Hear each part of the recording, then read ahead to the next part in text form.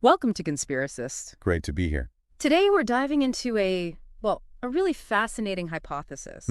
The idea that governments possess knowledge of something called secret sound frequencies. Right.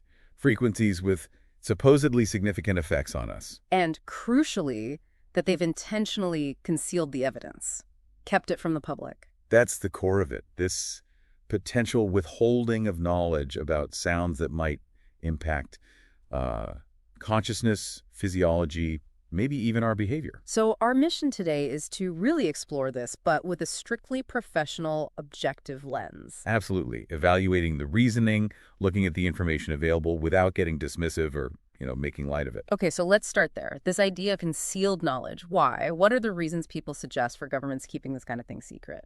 Well, one of the primary arguments you hear centers on weaponization. Weaponization. And manipulation, yeah. Think about it. Some research explores military and industrial interest in sound frequencies outside the normal range. Like sonic, infrasonic, that kind of thing. Exactly. Sonic, infrasonic, ultrasonic.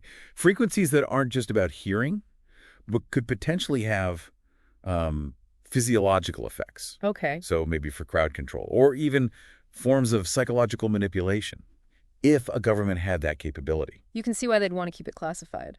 For strategic reasons, national security. That's the thinking, yes. Yeah. It fits a certain logic, doesn't it? It does, but the hypothesis often seems to go beyond just overt weapons.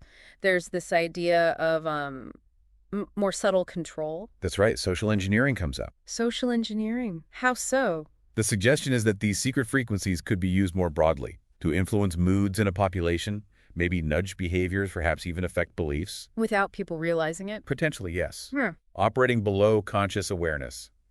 And that, of course, raises huge ethical questions. Autonomy, unseen influence. Yeah, I can see the concern there. It's central to why people find this hypothesis compelling or perhaps alarming. Now, there's also a flip side to this argument, isn't there? The idea that maybe governments are suppressing beneficial frequencies. Yes, that comes up too. You see mentions online, maybe on forums like Reddit, about supposedly suppressed inventions. Like the Raymond Rife story, with the frequency-based cancer treatment. That's a classic example cited. The claim is that beneficial technologies, perhaps frequency-based healing, are actively shut down. What would be the motive for that kind of suppression? It seems counterintuitive. The suggested motives get a bit more speculative there.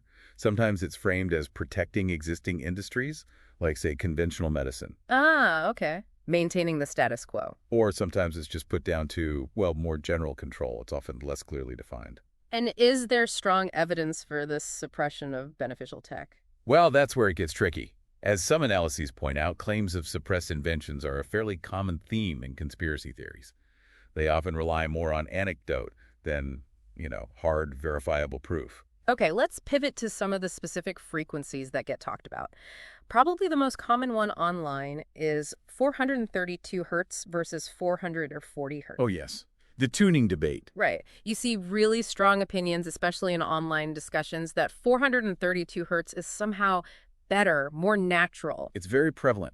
People report subjective experiences feeling more relaxed or finding the music more harmonious when it's tuned to 432 hertz. And there's discussion about the history, too, how 440 hertz became the standard. Exactly. There are narratives around why 440 hertz was adopted, sometimes implying it wasn't the best choice, perhaps even a deliberate one for negative reasons. But what about the science? Beyond how someone feels, is there evidence that 432 hertz actually, say, reduces anxiety, as some claim? That's the critical question. There has been some research. One pilot study, for instance, looked at physiological effects comparing music in both tunings. A double-blind study, I think. Yes, aiming for objectivity.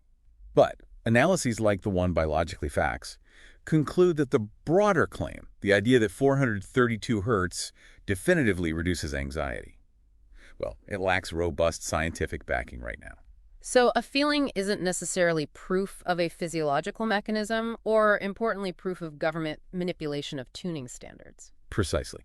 Personal preference is one thing, scientifically validated effect is another, and connecting it to deliberate government concealment is yet another leap. Okay. What about other frequencies? Solfeggio frequencies often come up. The solfeggio scale. These are specific tones linked in certain circles to spiritual benefits or healing properties. And does the concealment hypothesis touch on these? Like, maybe governments know about these healing properties and are hiding them. or using them. The question is certainly raised, could governments be aware of this, maybe exploiting it, maybe suppressing it? But again, similar to 432 hertz. The scientific validation is the issue. It's generally weak for the specific, extraordinary claims made about solfeggio frequencies. So the idea of government secrecy around them remains largely speculative. It fits the narrative pattern, but lacks independent confirmation. Let's talk about infrasound. Sounds below our normal hearing range, right? Below 20 hertz. That's right. As some research highlights, even though we don't consciously hear it in the typical sense, infrasound can be perceived, especially at high enough intensities. Our bodies can react. And it's produced naturally, but also by machines, like wind turbines. Yes, both natural sources, wind, volcanoes, and man-made ones.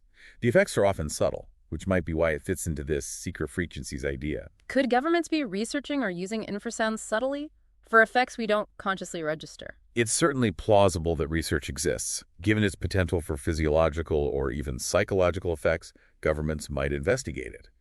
But moving from potential investigation to proof of widespread secret manipulation using infrasound, that's where the evidence gap lies. Okay.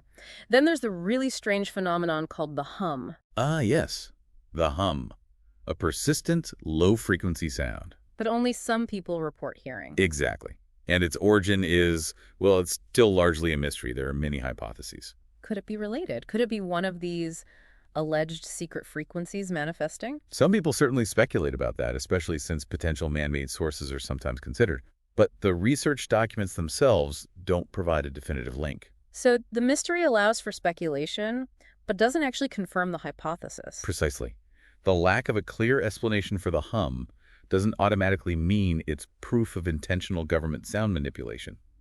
It's an anomaly, but not necessarily evidence for this specific theory. So stepping back now, looking at the whole picture, what's the verdict on solid, verifiable evidence? Do we have proof that governments are actively hiding powerful sound frequencies? Honestly, the critical point here is the general absence of that kind of proof in the public domain. We lack peer-reviewed, widely accepted scientific studies confirming these specific profound effects and confirming intentional government concealment. So lots of claims, but not much verifiable backup. There's research into acoustics, sound effects, psychoacoustics. That's all legitimate science. But it doesn't, by and large, support the grander claims of a secret global program of sound frequency manipulation or control being hidden from us. It feels like many of these ideas, healing frequencies, secret control, verge into what experts often call pseudoscience. That's a very important point. Discussions you see on places like Skeptics Stack Exchange or subreddits focused on skepticism often analyze these claims. And they find them lacking. Often, yes. They point out characteristics common to pseudoscience. Things like relying heavily on anecdotes, making claims that are difficult or impossible to test scientifically. Like unfalsifiable claims. Exactly. Or disregarding the existing body of scientific knowledge and peer review. Guidelines on identifying misinformation often highlight these very traits. And the whole narrative structure. Hidden knowledge, powerful shadowy groups, intentional deception. It sounds very much like the pattern seen in conspiracy theories generally. It does bear many of those hallmarks. The suspicion towards official accounts, the belief in powerful, hidden actors. These are common elements.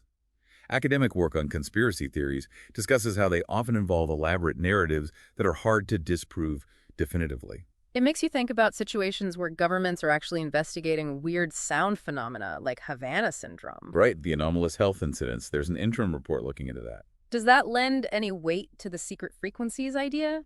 Governments are looking into strange sounds causing health issues? It shows governments take reports of unexplained health incidents seriously, yes.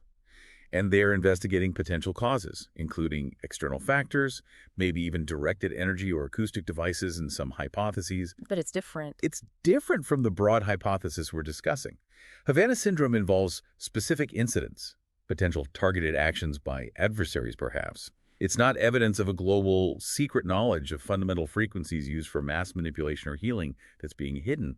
They're distinct concepts, though understandably linked in some minds. Okay.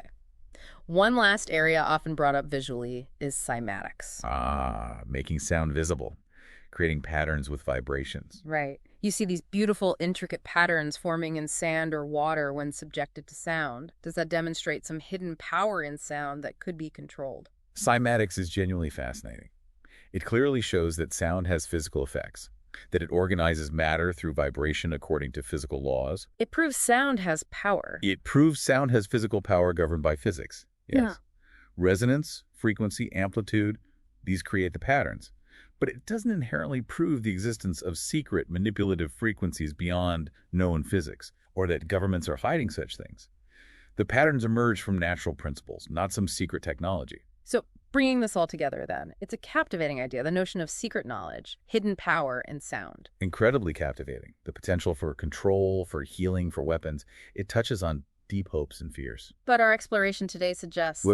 It suggests that while the potential for using sound in various ways, including weaponization, exists within known science, the specific hypothesis of widespread, intentional government concealment of fundamentally powerful secret frequencies, well, it lacks robust, publicly available, verifiable evidence. A lot of the claims seem to lean more toward pseudoscience or fit the patterns of conspiracy theorizing. That seems to be a fair assessment based on the available information.